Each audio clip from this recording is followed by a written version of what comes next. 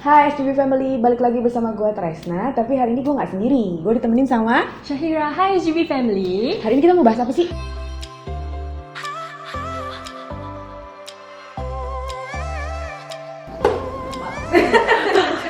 Gak apa-apa.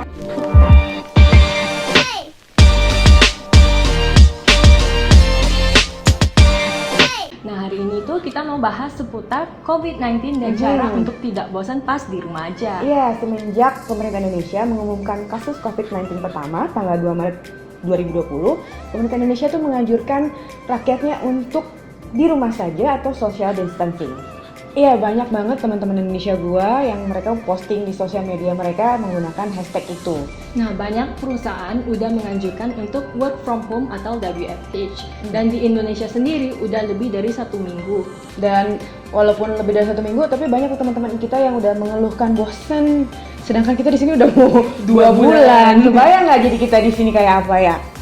Tips yang pertama, buat kalian yang udah bekerja, tetaplah melakukan aktivitas seperti kalian biasa bekerja. Misalnya bangun jam 6, berangkat ke kantor jam 7, dan sampai kantor jam 9, mulai kerja jam 9, lakukan seperti biasa. Cuman mungkin bedanya adalah karena kalian nggak harus berangkat ke kantor, kalian bisa selingi dengan cara workout sedikit, tapi tetap mulai bekerja jam 9.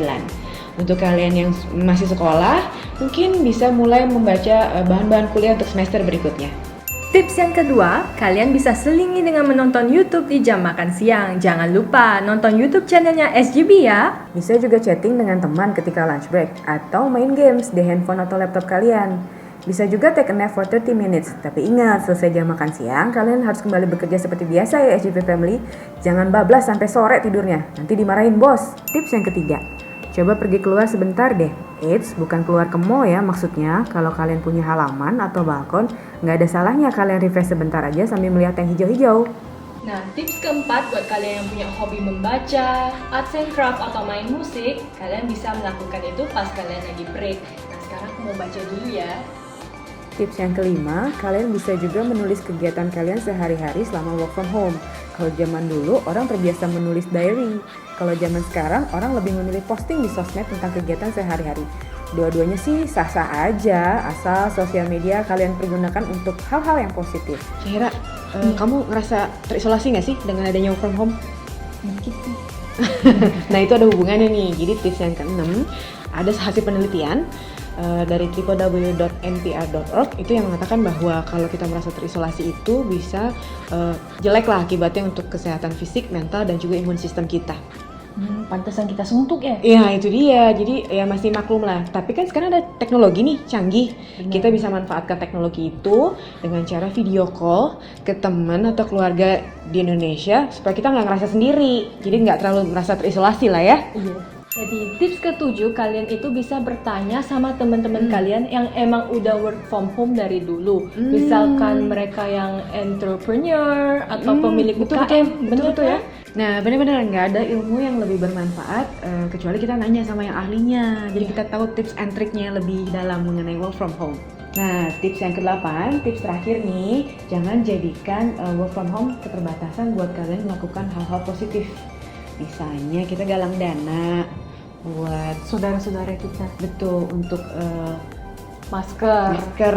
hand sanitizer. Iya, distribut dua hal itu karena dua hal itu yang paling banyak dicari kan. Dua Benar. benda itu yang paling banyak dicari sekarang. Atau kita bisa juga posting-posting hal yang positif yang membuat orang-orang jadi optimis gitu. Selalu ada hikmah di balik setiap musibah. Jadi kalau kita mau lihat dari point of view yang berbeda, pasti selalu ada bright side-nya. Contohnya nih, kayak teman-teman gua yang udah pada punya anak, karena mereka work from home, mereka jadi lebih bisa mengawasi anaknya secara langsung dari mulai pagi sampai malam. Jadi selalu ada hal positif lah yang bisa kita ambil dari setiap musibah. Nah, itu dia tips dari kita di SGB. Semoga semua tips yang kita berikan dapat menginspirasi kalian untuk melakukan hal-hal yang positif. Betul. Buat kalian yang belum subscribe YouTube channelnya SGB, berarti ini saatnya untuk subscribe karena subscribe itu gratis. Benar. Jadi harus subscribe. Jangan lupa follow kita di Instagram @singapuragaikbook. Terus sekarang kita ada Malaysia Gaikbook.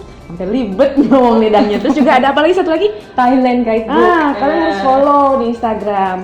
Terus apa lagi tadi? Ya, jadi buat semua viewers, jangan lupa untuk komen di bawah konten apa yang kalian mau kita Bahas iya buat di video. buat di episode berikutnya. Iya. Gitu. Oke, gua Tresna Syahira. pamit. Bye bye.